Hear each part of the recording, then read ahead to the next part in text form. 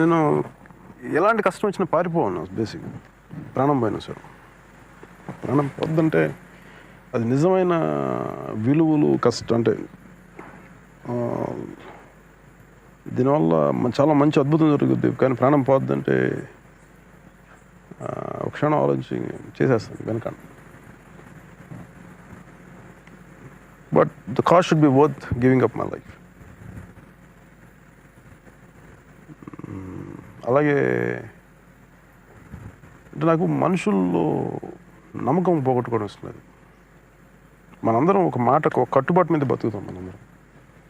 ఇంకా మనిషి మాటకు విలువ లేనప్పుడు దేనికి విలువ ఉంటుంది? నేను ఒక మాట చెప్పానంటే చేస్తానని, నిలబడతానని.